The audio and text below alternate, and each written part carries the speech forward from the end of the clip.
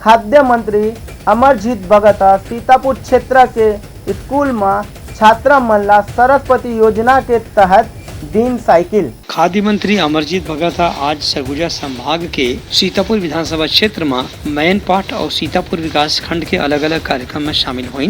पहली देवगढ़ ग्राम पंचायत के आत्मानंद स्कूल में पहुंची। उन्होंने सीतापुर में जाके कार्यकर्ता में भेंट मुलाकात करी। एक बाद राजापुर ग्राम पंचायत में बने आत्मानंद विद्यालय के लोकार्पण करी।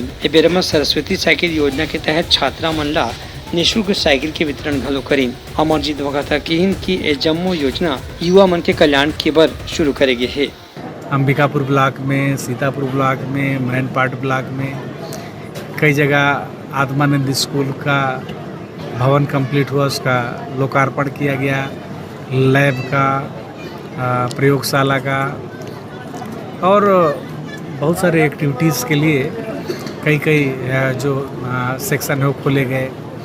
उन्हें कलेक्टर कुंदन कुमार हकीन की सरकार के जम्मो योजना ला सफलतापूर्वक लागू करे बर प्रशासन डहार ले हर संभव प्रयास करे जाथे। ये बेरा में नव प्रवेशी लइका मन ला मंत्री मिठाई खिला के तिलक लगा के उनकर स्वागत घालो करीन। ब्यूरो रिपोर्ट उत्तलंघा न्यूज।